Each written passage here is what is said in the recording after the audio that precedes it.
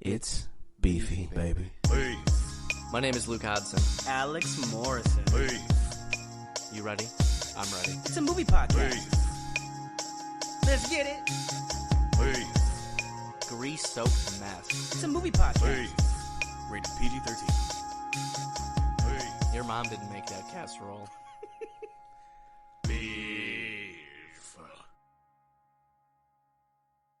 Set the scene, it's 1984, it's the Bucket of Beef Show, and you're here for more. It's 60 Candles, that's on the docket, and I'm gonna keep this podcast in my pocket. It's the 16th episode, here we go. Are you ready to start the show, Luke? Yes, I am. It's time to go. The people have been waiting. It's time to go. Double go rhyme.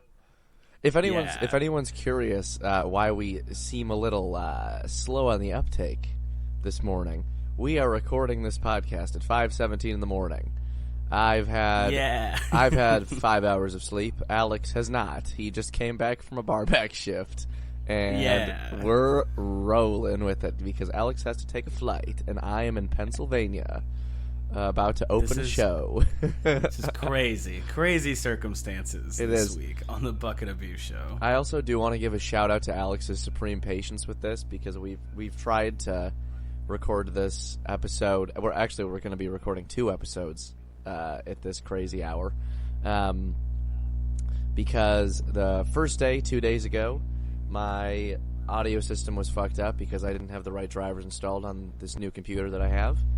And the second day, I didn't have my earbud because I forgot my backpack in a cast member's car. And yeah. So, but here we are. And Silly Luke. Making it work. Silly Luke. Always forgetful. Forgetful Luke.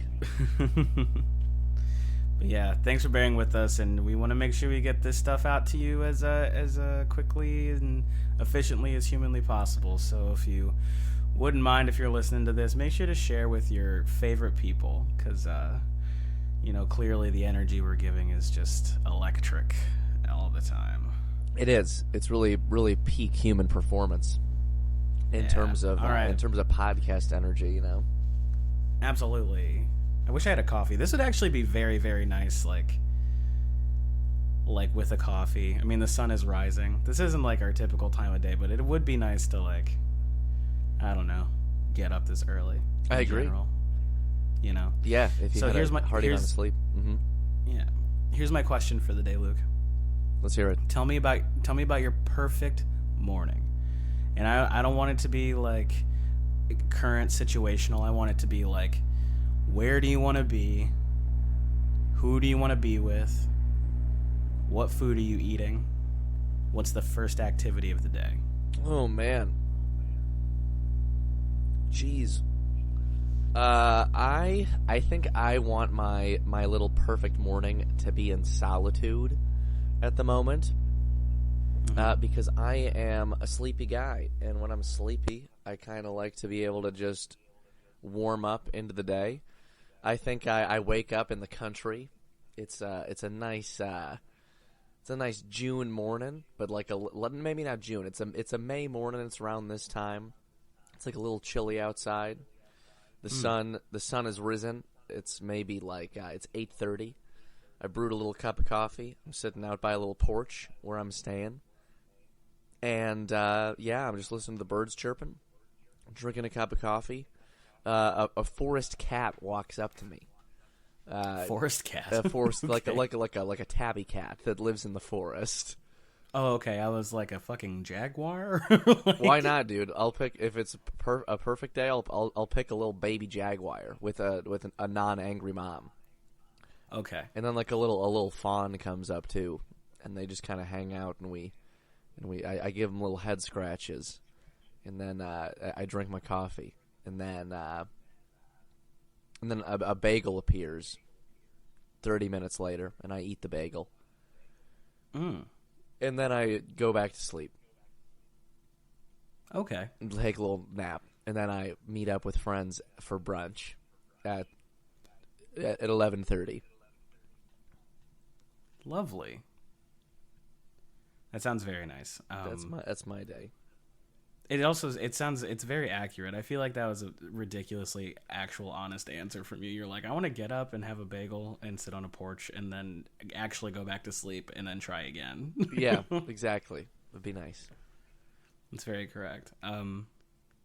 For me, it's kind of a similar thing. I want like a woodsy home, but I want it to be like very nice, like the house in Ex Machina, or Oh wow, There's a a- very there's like different a- vibe. I mean, like, but like still similar in terms of like the woodsiness of it. Like I still want to be surrounded by forest.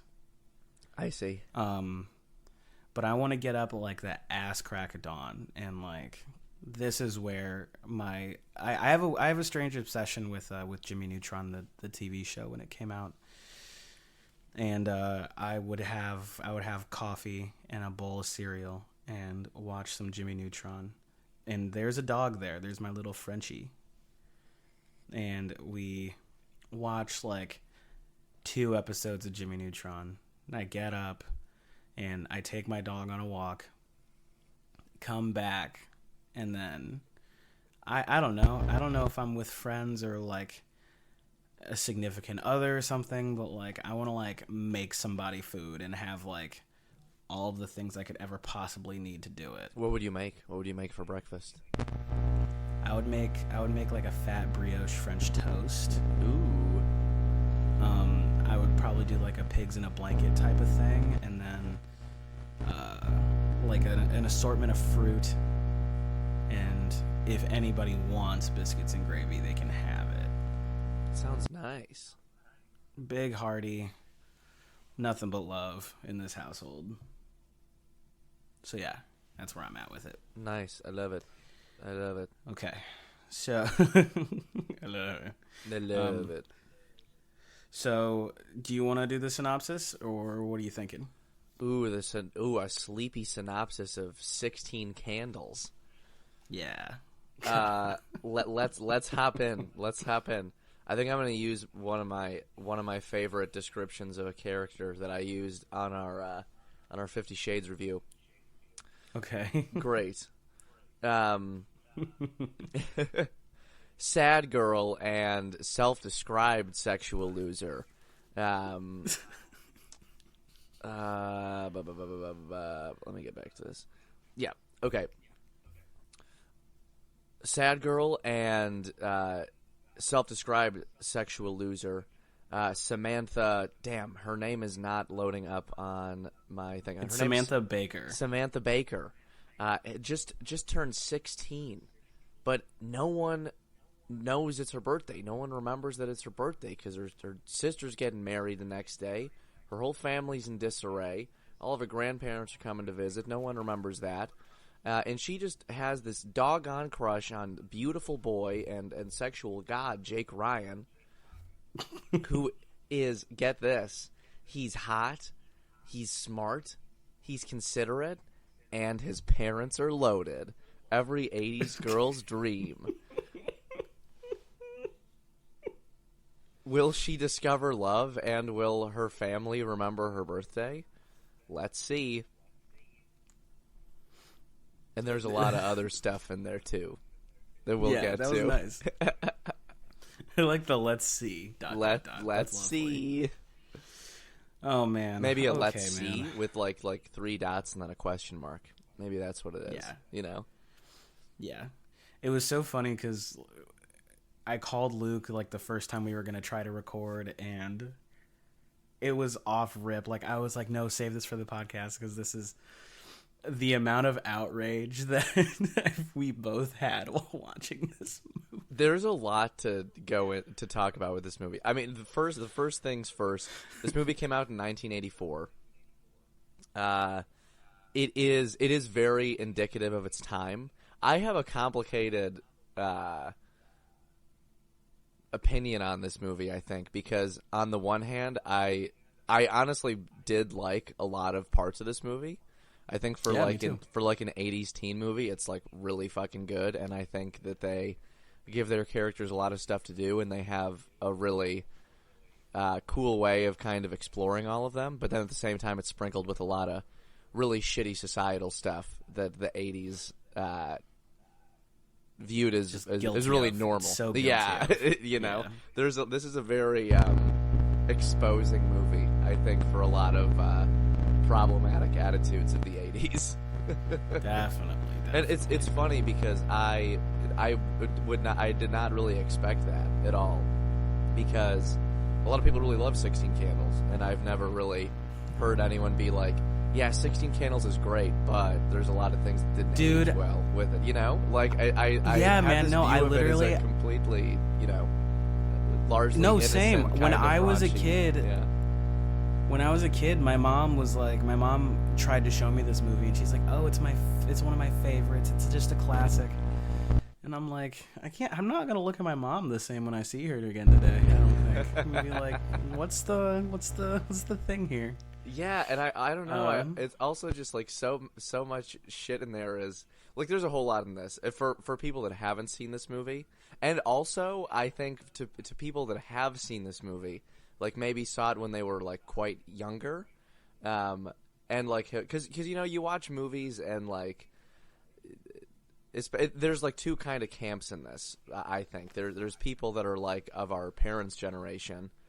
And maybe like slightly younger that did see this when they were older, but at the same time too, like our parents, like people that especially like this movie, most likely saw this when they were, you know, probably in their in their teens, 20s, probably. Yeah, like early teens. Yeah, early teens, and then maybe if they saw it a little later, maybe their early 20s, you know.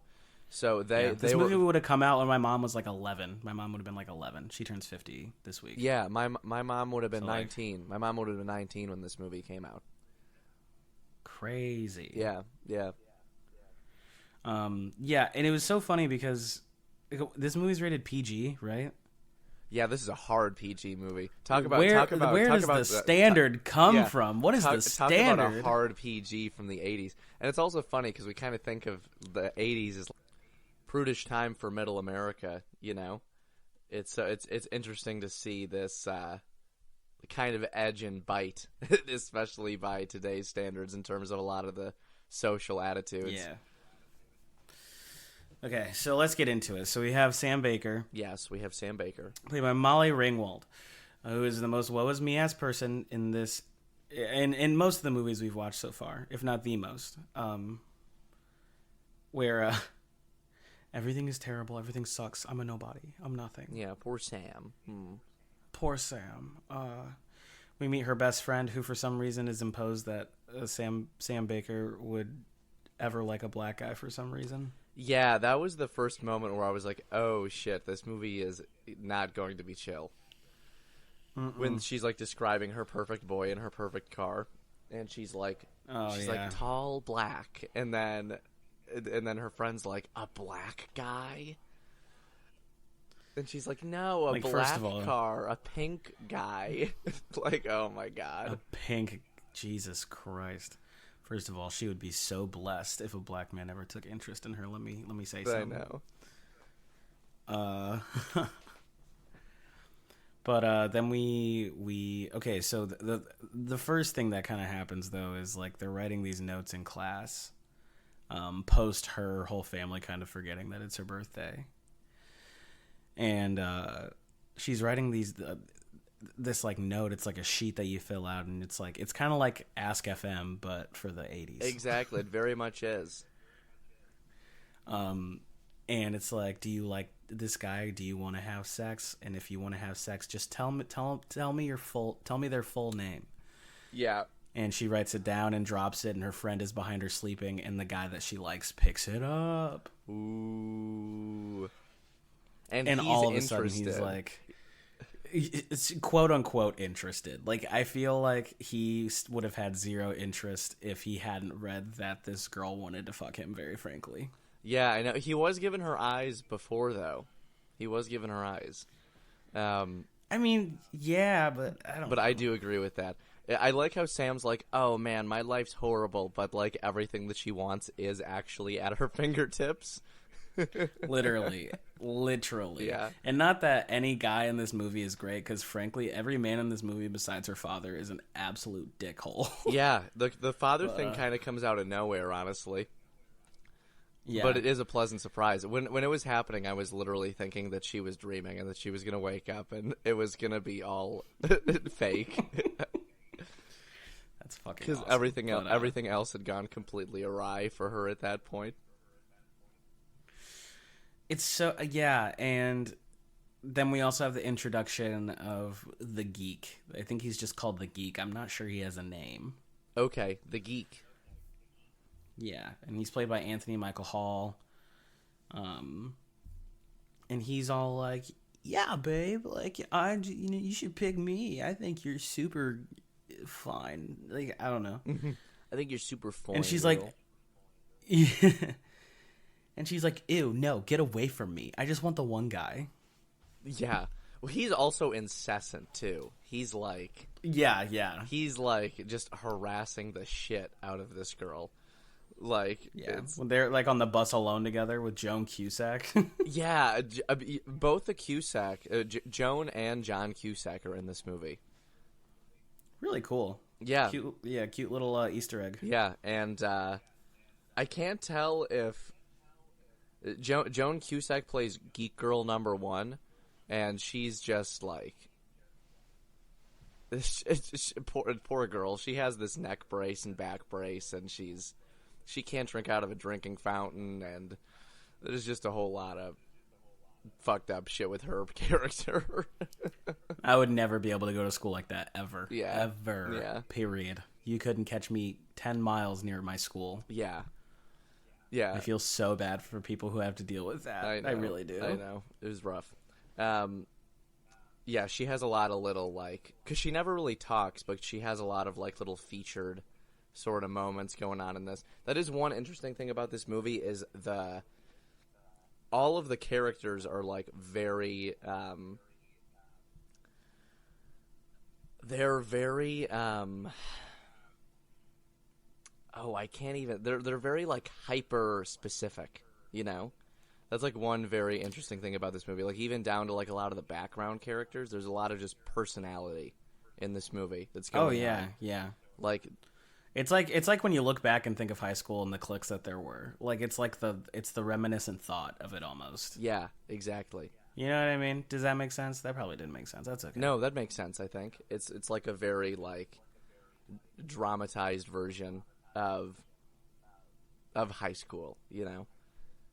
Definitely. Yeah. And the most dramatized person, accompanied by the music, which I do want to talk about the music too a little bit, because like there's like intense orchestration, which I think is supposed to like kind of emanate how Sam is kind of viewing her world. Yeah, You know what that's I mean? fair. That's fair. But it's Long Duck Dong. Long Duck Dong, baby. So Long Duck Dong is a foreign exchange student that's staying with her, I would say, more prude grandparents. I can't, because she has two wacky grandparents and then two like sort of straight edge grandparents. Yeah. And the very first mention of Long Duck Dong, one of the, I would say, like, tied for number 1 and number 2 of most, like, I would say easily the most, like, directly egregious, like, in-your-face kind of egregious, sort of, like, racist filmmaking techniques is the introduction of Long Duck Dong, and basically every time that he's introduced, basically he's a Chinese exchange student, foreign exchange student that is living with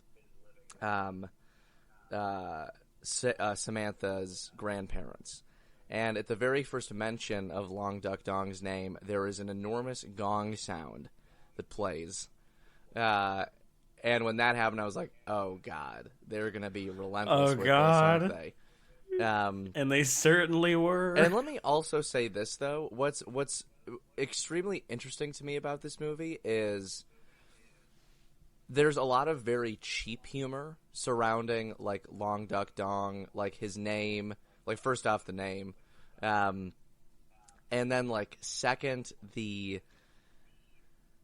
just the like lazy like overplaying into like haha he's like the goofy Chinese guy that doesn't fit in, you know, like look at this like weirdo non-American dude. But Long Duck Dong does have some fun antics that he gets into that are completely unrelated to him being Asian. That I honestly do find very like endearing and funny. Like is it the workout stuff? Yeah, with like the tall girl? workout stuff, and that he like just like his just total like no holds bars to partying. Dude, the craziest thing with that though is all of these kids besides Molly Ringwald drive a car and nobody gets in trouble for the absolute destruction they cause. I know. Listen, the glory days of no DUIs in the 80s, am I right? Yo, Long Duck Dong, he was basically at the end of the movie, he's like, I blew up your car. Yeah, and he doesn't really face any repercussions. There are no cops, there's no mention of it, and then the geek is out here driving, slamming into shit, getting roadhead. Oh, that was oh yeah. You're talking about Anthony Michael Hall's character. Yeah, and it's also the only time in the movie there's like a fourth wall break. He like looks directly at the camera and is like, "This is gonna be fun." Yeah, in his role, which is so wrong on so many levels. No, I know. There's like, and that gets me. The other thing about this movie is like the very casual, like sort of like honestly like rape centered culture. Yeah, in this film, like when they're at the party and like and Jake Ryan's like talking about like I shouldn't be sad, like I'm with what's the super hottie's name? What's her name again? That's a good question. Caroline. Yeah. He's like I shouldn't be sad, like I got Caroline in my room, like passed out. I could violate her 10 different ways. And I'm like, "Holy shit." Like verbatim he says no, that. I'm that like, is literally verbatim. Man. That's like what, and he's like the hero boy, you know. Like he isn't some like we aren't supposed to see him as like some skeezy, shitty dude, you know. He's like the guy that everyone wants to be with, you know. He's the guy that like the girls go to the movie and they're like, oh man, I just wish I could have a guy like Jake Ryan, you know. Yeah, it was gross. And like and then he's like, yeah, just put her in the car and maybe she'll think you're me. Yeah. And yeah. And all you're like, fucking what? Like, Jesus Christ. Let's back it up a little bit to when Sam ends up going to this dance. So Sam goes to this dance that they're having at the high school. And she really wants to talk to Jake, but she doesn't know how to. The geek comes up to her. He basically has a bet with all of his friends, one of them being John Cusack, who are like total geeks. They have these weird headsets that they wear all the time. Michael Hall's character is very embarrassed about them, but he's their friend, and he's kind of like he's their de facto leader according to him. Leader of the dorks. And he says, I'm gonna get in Samantha's pants, like I'm gonna do it. And they're like, what kind of proof? They have this weird obsession with like filming or taking pictures of like sexual encounters with these girls, which is also fucking horrifying. Honestly. But he's basically like, they end up getting to the conclusion that if he can get Samantha's underwear, it will prove that he has had a sexual encounter with this girl that he is obsessed with. So he ends up going up to her. He tries to dance with her. He fails horrendously. She goes away. And then like she ends up being sad. She goes to like this like auto shop room that they have at the school. And then he comes up to her and he basically reveals that Jake does have a thing for her, and that he's been asking about her. And basically what ends up happening is he once again tries to make several passes at Samantha, which she promptly rejects. and they end up coming to an agreement where she tells him about Jake, and then as a courtesy, Samantha gives him her underwear, so he can like go brag to his friends. And like the moment that happened, I was like, this is not going to go well for Samantha. This was a bad decision, because the fuck was she like thinking? I don't know what she was thinking was going to happen. Like. And then so they all go into the bathroom, and there are like 20 prepubescent boys. No, more than that. Like they surrounding. They charge $1 to see the underwear. It ends up ends up being revealed that the geek raises $70. He gets $70. So 70 boys. Oh, I didn't hear that. Yeah, 70 boys come to see Samantha Baker's underpants in the bathroom. That's crazy. Oh my god. So they go and do that. I have every reason every day to just hate men more, and like even like, at every instance in every era, it doesn't matter. I feel like all the movies we've watched, go back and listen to any of our reviews, it's us just being like, damn, guys suck. Yeah. Yep. That seems to be the theme. It's uncomfy. Yeah. So they end up. So the dance ends. Samantha goes back to her place, and then a bunch of these other characters go to this party that is at Jake's house, but is kind of organized by his girlfriend Caroline. Also, let's talk about this too. It's a PG movie. We see basically Carolyn completely naked in this movie. Yeah, in the shower, they're like talking. It's in the women's locker room. It's between Samantha Baker and her best friend, the girl with the kind of perm sort of look, and she's just like in the shower, and like the sun's coming in. It's kind of like a profile image. It's not like full frontal, but like you see everything, basically. Mm-hmm. Yeah. And they're like, she's so perfect. Like, why would he want to be with someone like me? She has a constant she's like constantly upset by her breast size throughout this movie. Constantly, and her fucking her like grandparents comment on it when they see her. Her grandma grabs her them. her grandma just like molests her basically in this movie. Yeah, there's a whole lot. But so she's sad. She goes home. She has to sleep on the couch because her grandparents are taking her room. And, it's been decided that Samantha is the one that has to sleep on the couch, not her brother, who's literally 11. Because boys rule and girls drool in the 80s, That's how it works. Yeah.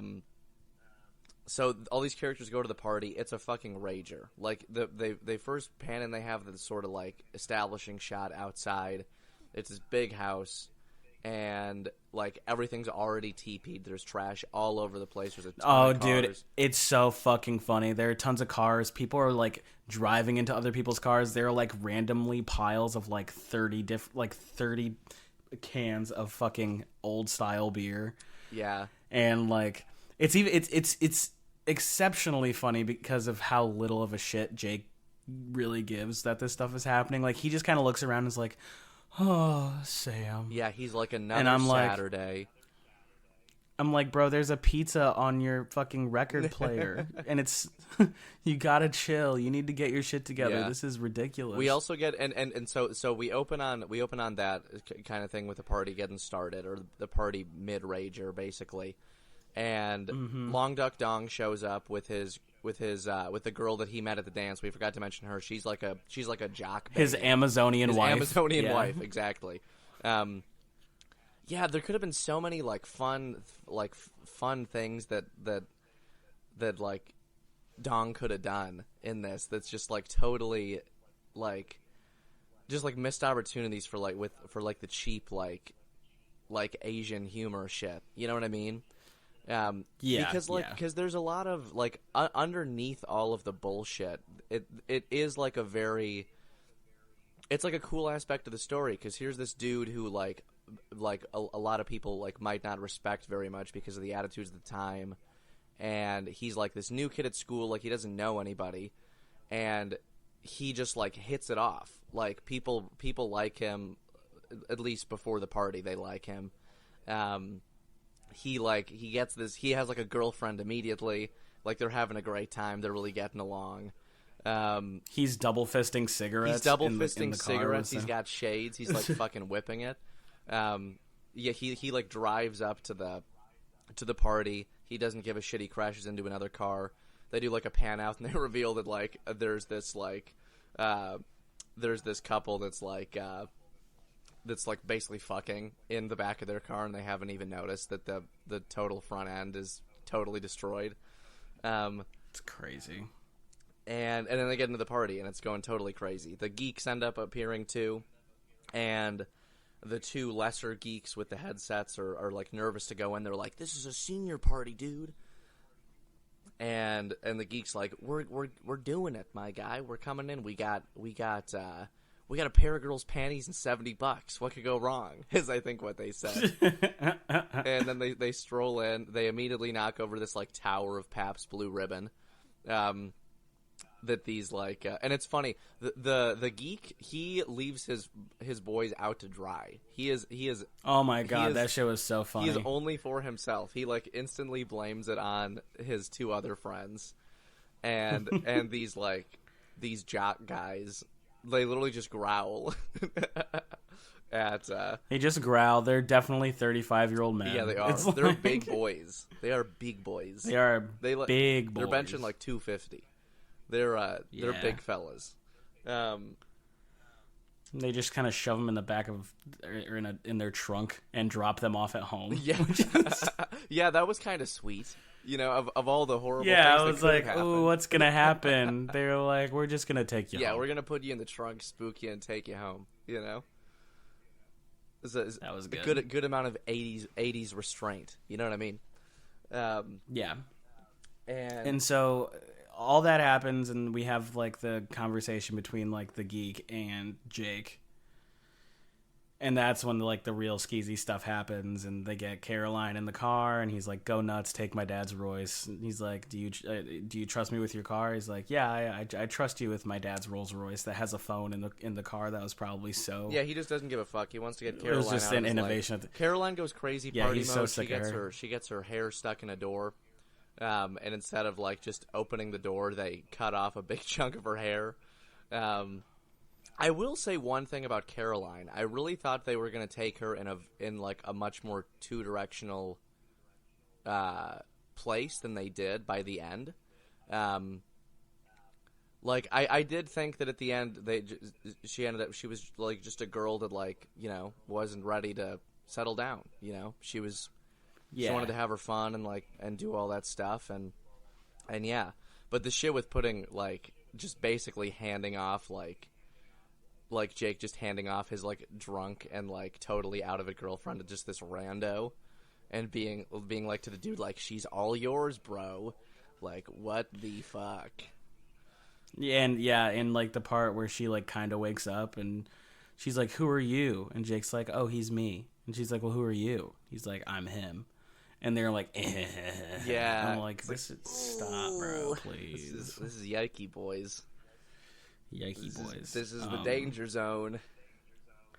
So then the night ends and Long Duck Dong is collapsed on Sam's lawn. But let's also talk about, I think, the most horrendous moment that they make Long Duck Dong do is by the end of the party, he's literally in a tree. He has his hair in like a small top bun, and he's wearing like a kimono-esque curtain in the tree, like howling.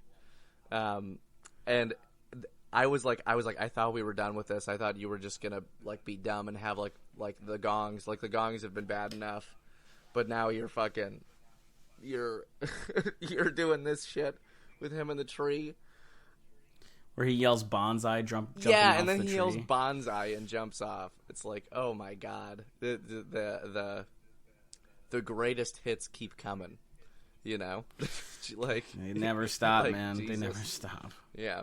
But so he wakes up in the lawn, Mm-hmm. and I think he got fucked by the dog. I think the dog fucked him. The dog did not fuck him. Personally. That's what I think. No, it did not. It came up, it sniffed him, gave him a lick, ran away. You don't know what happened. You didn't see the dog walk away. No, the dog did not violate Dong like that. Did the dog walk away, Luke? He did. It literally showed a shot of the dog walking away. Are you sure? I'm positive. I'll bet 1,000 cents that You'll bet 1,000 cents. I can bet 1,000 the cents. dog walked away. Okay, whatever. Point being, so that happens, and the geek is in the car with Caroline, and this is like the last 20 minutes of the movie. Mm-hmm. And Sam is prepping for her sister's wedding. And the sister, we have an introduction to like who the sister's marrying, and I didn't like they wanted to convey that they all just kind of suck, that they're just kind of like, I don't, just like, And that this super odd people. that the husband's family is in the mafia, like he is a mob boss. Yeah. So, and like nobody wants to be there, Caroline included. And so like they're like, Caroline is getting ready the next day, and she's like, what is she on? I don't remember. Well, her sister's going through a period, and she's having particularly. I said not Caroline. Sorry, my bad. Her sister. Yeah, her sister's going through particularly horrible cramps because her period just started the day before. She's on day 2. And so she takes 4 muscle relaxers before her wedding. And I honestly did find that shit hilarious. I thought there was a lot of very good physical comedy. Like, I thought it was very good, like sort of cringe humor, physical comedy, where she's like stumbling down in the aisleway, and like before that, like she's not coming out, and like people are like, what the fuck's happening? And her mom goes in the back, and she's like, I don't want people to know that she's on her period. And then everyone's like, gasp! in the thing hears it. And which, I mean, I'm sure, like, especially in the 80s, like, it's, like, having your mom reveal that to the entire wedding party was probably quite alarming, you know? Yeah. Yeah, and even the very little stuff in that scene was funny. Like when she rips the veil off, she's like, I can't see anything. Yeah. She's like... And I do like that her husband's like all for it. He's like, this is fun. Like, this is my gal, you know? Yeah. Like he's there for it. He's like, I love you. Yeah. And like he's got a cigarette lit at all times. Like they're running out. They're like throwing the rice up in the air. She's like trying to catch it because she's having a good time. They probably had a very good life. Honestly, good life. I'm sure they were just drinking mimosas all day. He was getting daddy's blood money. I'm sure they had a charmed life. They certainly did. And so the geek and Caroline are outside in the parking lot of this church. Mm-hmm. Rolls is fucked up. The Royce is fucked up. Yeah. They both wake up, and Caroline's like, what happened? And he's like, I don't know. And she's like, I think I like you. And he's like, oh, okay. And it's the weirdest conversation ever. Yeah, it until is. Jake gets there. Yeah, they're basically like, I think we had sex, and the geek can't remember it at all. And he's like, I must have enjoyed it. And then she was like, yeah, I think I liked it too. So Just gotta be like, okay. yeah, it's like, all right, cool. Yeah, and then Jake shows up. He sees them kissing, and he's like, oh, brother. And then him and Caroline have a pretty mature conversation about it, and they decide that they're better off not seeing each other because Caroline doesn't really know what she wants. She isn't ready to settle down, and, you know, more power to her for, you know, knowing that and being honest about it. Yeah. And Jake's like, yeah, okay, I'm gonna go after Samantha now. I've been feeling guilty he's been feeling guilty about the Samantha thing, but he's not been feeling so guilty that he hasn't been pursuing it, you know? Mm-hmm. And then he shows up, he like, says hi to Samantha, he's got his fucking, what is he driving? Is it like a fucking, it's like a Ferrari. Firebird? Is it a Firebird? I don't know. Yeah, Yeah, it's a very crazy. nice I red don't car. know. She didn't get her black car, but she got a red car. And a pink boy, so all is And a well. pink man, And yeah. a pink man, yeah. God. Yeah, and he like pulls up, and she strolls out. He's kind of mildly under the impression that she's getting married. Yeah. second, Well, too. and he doesn't really believe it. He's like, I know, yeah. He's yeah, like, but what? it's still that. but it's also kind of one of those That's kinda things. cute. It's also one of those things like where he's like, wow, everything really is going wrong with this girl. Like, you know what I mean? Like, I just can't win. Yeah. I just can't win here. Yeah. And they have their first conversation. yeah, they have their first They're like, conversation. hey. What are you doing here? Okay. I'm here to see you, So dummy. yeah. Oh, I have my sister's wedding reception to go to. Oh, that sucks. Yeah. I'm not gonna go. Cool. And then they go and they eat cake. They have her birthday cake, and they lean in for a kiss. And I was convinced that Jake was gonna accidentally put his hand in the cake just based on how the movie was going, but he didn't. Yeah. And they had because they had a long way to lean. You know, they were kind of far apart, so I wasn't sure how he was gonna maneuver. It looked like the cake was kind of gonna be an obstacle to overcome there, but they overcome, and then they kiss. And then I'm sure they lived happily ever after, like every 80s high school relationship does. Until he went to college and she had 2 more years of high school. Yeah. And that's the movie. That's 16 Candles. Wow. God. The good thing about it is it's a simple story, and it does have a lot of heart and truth to life stuff. Just through the eyes of someone who that is just like their whole world and feeling like nothing and nobody, and then just like all it takes in high school. I mean, from what I remember, at least, are like 2 days, and it feels like a movie. Like every other day is just normal bullshit, and then all of a sudden you have 2 days. You're like, whoa. Yeah, you know what I mean? That is true. They kind of do capture that. What were your like general like final thoughts on 16 Candles? I think overall, like, if someone was like, did you like this movie? I am going to say yes, I did like this movie. Yeah. Did it have its problems?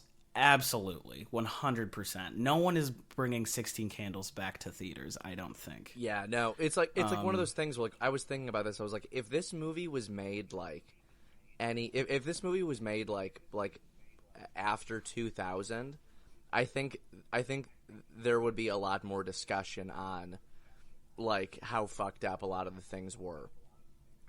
But since it didn't, 100%. But since it didn't, it has that. It has like it's just like it's like a recent enough movie, which is crazy because this movie basically came out like 39 years ago now, which is crazy to think about.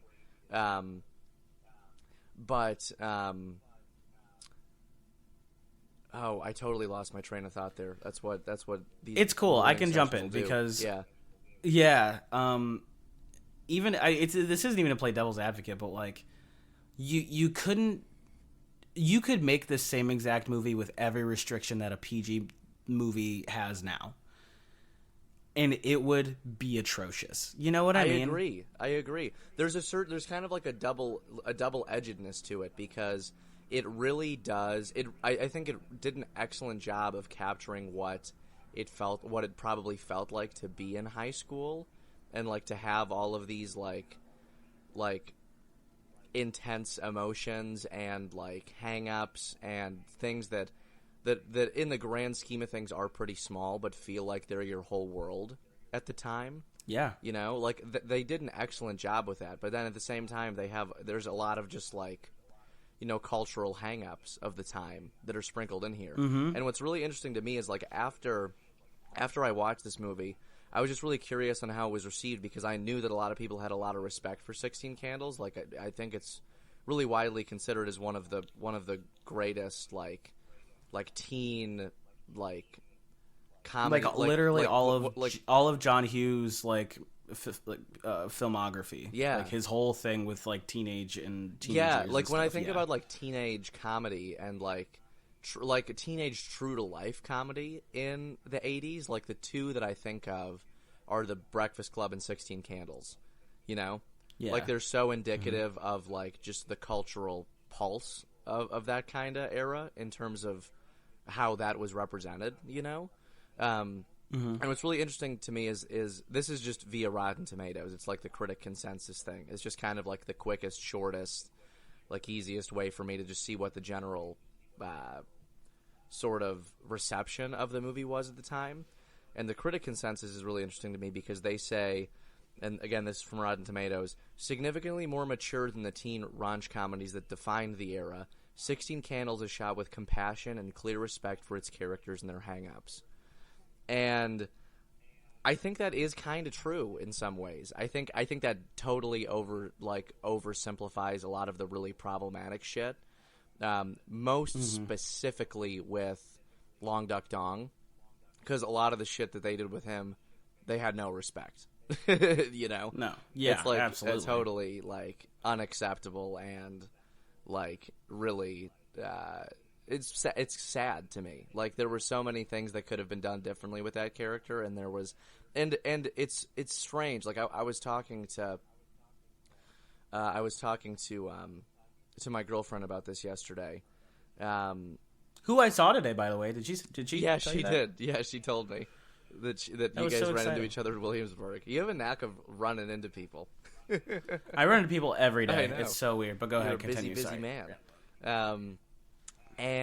But I was saying like, and it's so interesting because simultaneously, like Dong does have some like really fun, like cool moments that are completely unrelated to this film's obsession with his ethnicity. But they like sprinkle in all this like lazy, unnecessary bullshit that really like weighs that down, you know? I will say though, like he is my favorite character. Yeah, he is. You know, I think he. You know what I mean? He really is one of my favorite characters in the movie. Like, despite all the shit that they, you know, that they have him do. You know, Yeah.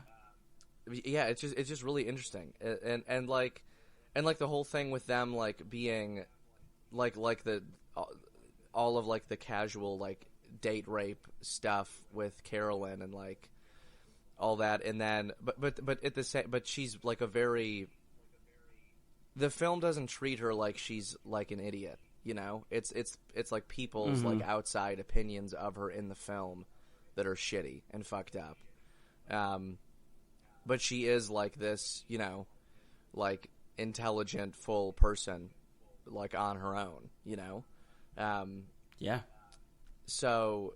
It's not like the like stereotypical kind of 80s stuff where like her character is only her beauty and her like inebriation. You know what I mean? If that makes any sense. Yeah, that's just kind of my like just a little brief kind of like sort of complication that exists in my head when I think about this movie, you know? Yeah, absolutely. But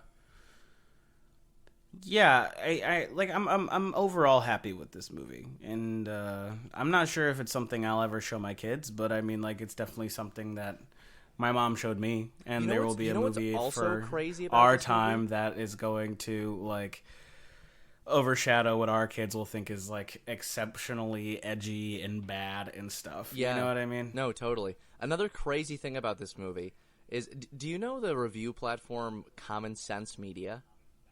Are you familiar with that? So Common Sense Media is this, it's basically a review company, but they write reviews for parents, basically. So parents, like, if their kid wants to watch this movie, parents can go to Common Sense Media. They can see what they rated yes, it, I've and heard they of can this. I've see, heard of this, yeah. and they can see like what like sort of parental trigger warnings are in the movie. So like, say if there's like excessive profanity or nudity or like sexual content or like over the top violence, things like that. They can like see what common sense says there is, like if they haven't seen the movie, and then they can make a judgment based on that. The 16 Candles has a 4.5 rating for like children to see. It is rated. Interesting. It is rated 16 and up, but like common sense views it as like general like positive vibes for the kids, you know. Interesting. Which is really interesting to me, you know, because there are a lot of, you know, like problematic stuff. Like I would be very upset if like I had a son who like watched this movie and like took away like a lot of the casual like rape culture stuff, you know, like that'd be horrifying. Mm-hmm. So it's just really interesting to see how they look at it, you know. Absolutely. Yeah. Do you have a score for this one? Yes. Yes, I do. I'm gonna hit it with a 6.2 out of 10. A 6.2? Yeah. Yeah. What's your reasoning for that one? Yeah, it's so hard. Like it's fun. The movie is fun, and it's hard for me personally to find like a teenage rom-com that I like very much enjoy, and the ones that I do enjoy are like I Love You, Beth Cooper, and what's The Edge of 17, Or like Juno? Juno, and like it doesn't count as a rom-com, but Superbad is great. Yeah, I agree with that. But there's a lack of empathy for every other character except for Sam, and even then I'm riding the edge for it. And the only like redeemable character is her dad, and her dad like the scenes, like the one scene saves this movie a lot. You know what I mean? Yeah, I agree with that. So yeah, I think that's my reasoning. It's very enjoyable. I will not be showing this to my children, but it's of the time, and I can accept that, and that's just what it is. Yeah, I'll give it a 6.5 for the same reasons.